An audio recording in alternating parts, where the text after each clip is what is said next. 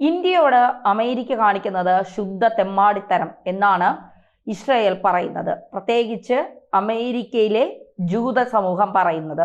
അമേരിക്കയിലെ ജൂത സമൂഹം ട്രംപിനെതിരായി രംഗത്ത് വരുമ്പോൾ അത് ഏറ്റവും വലിയ ചർച്ചയാകാനുള്ള കാരണം അവിടുത്തെ ജൂതന്മാർക്ക് അമേരിക്കയിൽ നിർണായകമായ സ്വാധീനമുണ്ട്. ജൂതന്മാർ ഒന്ന് വിചാരിച്ചാൽ ട്രംപ് കസേര തെറിച്ച് പുറത്തേക്ക് പോകാനുള്ള എല്ലാ സാധ്യതകളുമുണ്ട്. അതുകൊണ്ടാണ് ഇന്ത്യക്കൊപ്പം നിന്നുകൊണ്ട് ജൂതന്മാർ അമേരിക്കയോട് ഇന്ത്യയോട് കളിക്കാൻ നിൽക്കണ്ട, കാരണം നിങ്ങൾ വിചാരിക്കുന്ന തരത്തിലുള്ള ഒരു രാജ്യമല്ല ഇന്ത്യ. അതുകൊണ്ട് ഇന്ത്യയോട് പങ്കാളിത്തത്തോടെ മുന്നോട്ട് പോകുന്നതാണ് അമേരിക്കയ്ക്ക് നല്ലത് എന്നാണ് ജൂത സമൂഹം പറയുന്നത്. അതായത് വലിയ ബന്ധമാണ് ഇന്ത്യ അമേരിക്ക, തന്ത്രപ്രധാനമായ ഒരു പങ്കാളിയാണ് ഇന്ത്യ അമേരിക്കയുടെ. ആ പങ്കാളിത്തം നിലനിർത്താൻ നിങ്ങൾ എല്ലാ തരത്തിലുള്ള ഇടപെടലുകളും നടത്തണം. അല്ലാതെ ഇന്ത്യയെ മാറ്റി നിർത്തുന്ന ഒരു നിലപാട് അമേരിക്ക സ്വീകരിച്ചാൽ അത് അമേരിക്കയെ സംബന്ധിച്ചിടത്തോളം അമേരിക്കയ്ക്ക് വലിയ നഷ്ടങ്ങളാണ് ഉണ്ടാകാൻ പോകുന്നത്. പറയുന്നത് ആരാണ് എന്ന് ചിന്തിച്ചു നോക്കൂ. ജൂതന്മാരാണ് പറയുന്നത്. ജൂതന്മാരാണ്. ഇസ്രായേൽ കഴിഞ്ഞാൽ ഏറ്റവും കൂടുതൽ ജൂതന്മാരുള്ളത് അമേരിക്കയിലാണ്. അപ്പോൾ ആ ജൂതന്മാർ അമേരിക്കയോട് പറയുകയാണ്, ഇന്ത്യയെ ശത്രുവായി കാണരുത്, ഇന്ത്യയെ നിങ്ങൾ ചേർത്ത് പിടിക്കണം, ഇന്ത്യയെ ചേർത്ത് പിടിക്കുന്നതാണ് നിങ്ങൾക്ക് നല്ലത്. ഇല്ലെങ്കിൽ അമേരിക്കയ്ക്ക് ഉണ്ടാകാൻ പോകുന്ന നഷ്ടങ്ങൾ ഒരുപക്ഷെ ട്രംപിന് പോലും നികത്താൻ കഴിയുന്നതായിരിക്കില്ല എന്നാണ് ജൂത സമൂഹം അമേരിക്കയോട്, പ്രത്യേകിച്ച് ട്രംപിനോട് പറയുന്നത്. നമുക്കറിയാം, ട്രംപിന്റെ മരുമകനായ മകളുടെ ഭർത്താവായ ജരേഷ് കുഷൻ, അദ്ദേഹം ഒരു ജൂതനാണ്. അങ്ങനെ ജൂത സമൂഹത്തിലുള്ള നിരവധി പേർ ട്രംപിനോടൊപ്പം ജോലി ചെയ്യുന്നുണ്ട്. ട്രംപിന്റെ ക്യാബിനറ്റ് പദവിയിലടക്കം ജൂത സമൂഹമുണ്ട്. ഗവർണർമാർ ജൂതന്മാരാണ്, സുപ്രീം കോടതി ജഡ്ജിമാർ ജൂതന്മാരാണ്, ക്യാബിനറ്റ് മെമ്പർമാർ ജൂതന്മാരാണ്, സെനറ്റർമാർ ജൂതന്മാരാണ്, കോൺഗ്രസ് അംഗങ്ങൾ ജൂതന്മാരാണ്.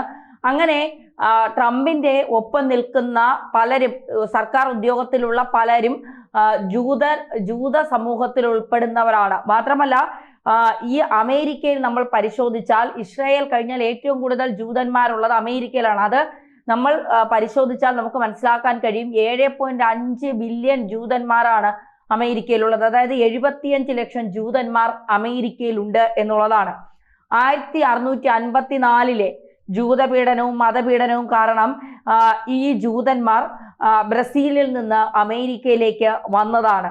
അതായത് ന്യൂയോർക്ക് സിറ്റിയിലാണ് ഏറ്റവും കൂടുതൽ ജൂതന്മാർ ഉള്ളത്. Los Angeles, Miami, Chicago, Philadelphia തുടങ്ങിയ സ്ഥലങ്ങളിലാണ് ജൂതന്മാരുടെ സാന്നിധ്യം ഏറ്റവും കൂടുതലുള്ളത്. അപ്പോൾ ഇവർ അവിടെ ഒരു നിർണായക ഘടകമാണ്. ബാങ്കിങ് മേഖലയിൽ അടക്കം ഇവരുടെ ഒരു നിർണായകമായ പങ്കാളിത്തം പല മേഖലകളിലും അവിടെ ഉണ്ട് എന്നുള്ളതാണ് ഒരു യാഥാർത്ഥ്യം. അങ്ങനെ ജൂതന്മാർ കട്ടയ്ക്ക് നിൽക്കുകയാണ്. അതായത് മോദിയുടെ പിള്ളേരായാണ് ജൂതന്മാർ അമേരിക്കയിൽ ഇന്ത്യക്ക് വേണ്ടി സംസാരിക്കുന്നത്. നമുക്കറിയാം, ബെഞ്ചമിൻ നെതന്യാഹു ഒരിക്കൽ പറഞ്ഞതാണ്, ഇന്ത്യയോട് ആരാണോ യുദ്ധം ചെയ്യുന്നത് അവർ ഇസ്രായേലിനോടും യുദ്ധം ചെയ്യുന്നതായി ഞങ്ങൾ കണക്കാക്കും. അങ്ങനെയാണെങ്കിൽ ഇന്ത്യക്കെതിരെ അമേരിക്ക നടത്തിയ ഇപ്പോഴത്തെ ഈ തീരുവ യുദ്ധം, അത് ഇസ്രായേലിനോട് കൂടിയുള്ള അമേരിക്കയുടെ യുദ്ധമായി ഇസ്രായേൽ കണക്കാക്കിയാൽ, ജൂതന്മാർ കണക്കാക്കിയാൽ ട്രംപിന്റെ കസേര വലിച്ച് താഴെയിടാൻ അധിക സമയം വേണ്ട എന്നുള്ള മുന്നറിയിപ്പാണ് ജൂത സമൂഹം നൽകുന്നത്.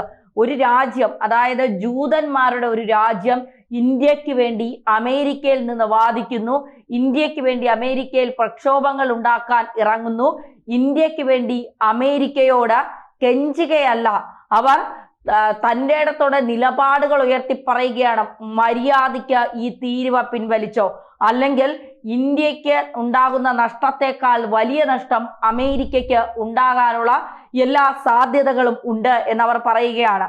ജൂതന്മാർ അമേരിക്കയിൽ ട്രംപ് വിരുദ്ധ നിലപാടാണ് സ്വീകരിച്ചിരിക്കുന്നത് എന്നുള്ളതാണ്. ജൂതന്മാർ ട്രംപ് വിരുദ്ധ നിലപാട് സ്വീകരിച്ചാൽ അമേരിക്കയ്ക്ക് നിക്കക്കള്ളിയില്ല എന്നുള്ളതാണ്. പ്രത്യേകിച്ച് അമേരിക്കൻ പ്രസിഡന്റ് സ്ഥാനത്ത് നിൽക്കുന്ന ആരാണോ അവർക്ക് ആ കസേരയിൽ ഉറച്ചിരിക്കാൻ കഴിയില്ല എന്നുള്ളതാണ്.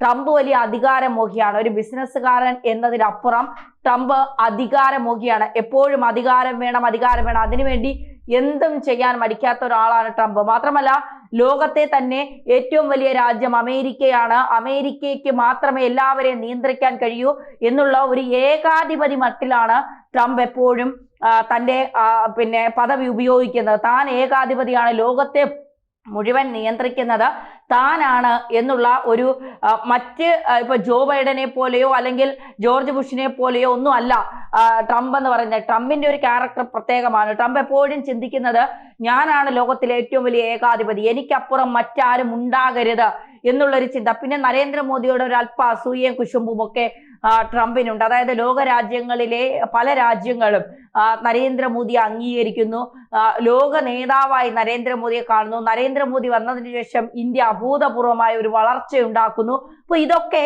സ്വാഭാവികമായും അമേരിക്കയെ വല്ലാതെ ചൊടിപ്പിക്കുന്നുണ്ട്, അമേരിക്കയെ വല്ലാത്തൊരു സ്ഥിതിയിലേക്ക് കൊണ്ടുപോകുന്നുണ്ട് എന്നുള്ളതാണ്. അപ്പോ ഈ അവിടെ ഒന്ന് ആലോചിച്ച് നോക്കോ, അമേരിക്കയിൽ നിന്നുകൊണ്ട് ജൂതന്മാർ ഇന്ത്യക്ക് വേണ്ടി ട്രംപ് വിരുദ്ധ നിലപാട് സ്വീകരിക്കുകയാണ്. ഇന്ത്യ ഞങ്ങളുടെ ഏറ്റവും അടുത്ത സുഹൃത്താണ്, ഞങ്ങളുടെ ഏറ്റവും അടുത്ത പങ്കാളിയാണ്.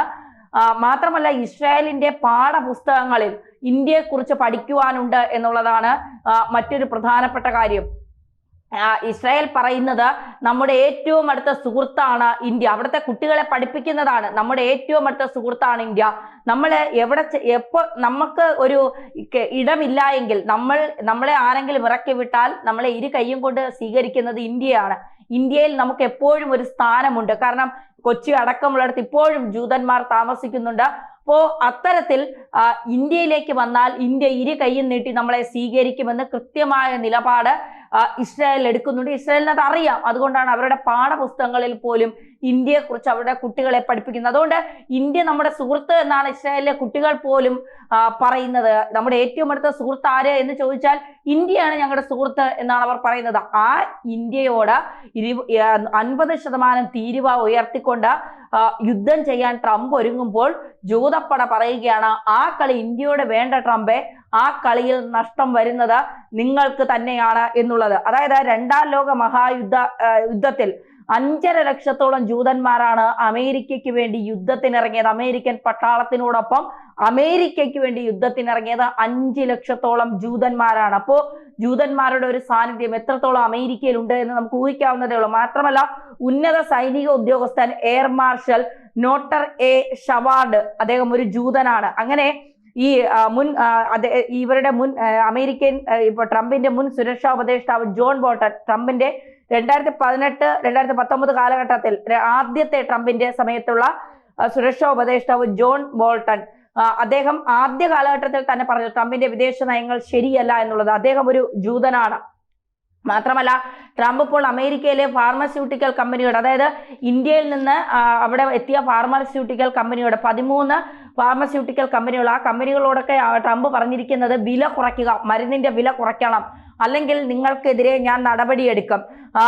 13 കമ്പനികൾ ലോകമെമ്പാടുമുള്ള, മെഡിക്കെയർ എന്ന് പറയുന്ന കമ്പനി ലോകമെമ്പാടുമുള്ളതാണ്. ആ കമ്പനിയോട് പറയുകയാണ് നിങ്ങൾ മരുന്നിന്റെ വില കുറയ്ക്കണം, കുറച്ച് വേണം അമേരിക്കക്കാർക്ക് കൊടുക്കാൻ, അല്ലെങ്കിൽ നിങ്ങൾക്കെതിരെ ഞാൻ നടപടി സ്വീകരിക്കുമെന്ന് പറയുമ്പോൾ അവർ പറയുകയാണ് താൻ നടപടി സ്വീകരിച്ചോ, ഞങ്ങൾ ഇതൊന്നും മൈൻഡ് ചെയ്യുന്നില്ല, തനിക്ക് ചെയ്യാനുള്ള താൻ ചെയ്യണോ എന്ന് പറഞ്ഞാൽ തീർന്നു, അതോടെ ട്രംപ് തീർന്നു എന്നുള്ളതാണ്. ആ കമ്പനികൾ അമേരിക്കയിൽ നിന്ന് ഇപ്പോൾ ലിറ്റിൽ സ്റ്റാർ ഒക്കെ കിറ്റക്സ് ഒക്കെ അമേരിക്കയിൽ നിന്ന് പുറത്തേക്ക് വന്നതുപോലെ ഇവരും അമേരിക്കയിൽ നിന്ന് പുറത്തേക്ക് വന്നുള്ള ഒരു സ്ഥിതി ഒന്ന് ആലോചിച്ച് നോക്കും. അപ്പോൾ ജൂതപ്പട ഒന്നടങ്കം ഇറങ്ങിയിരിക്കുകയാണ് ട്രംപിനെതിരെ നിലപാട് സ്വീകരിച്ചുകൊണ്ട്. അങ്ങനെയാണ് എങ്കിൽ അധിക നാൾ ട്രംപ് കസേരയിൽ ഇരിക്കില്ല എന്നുള്ളതൊരു യാഥാർത്ഥ്യം തന്നെയാണ്.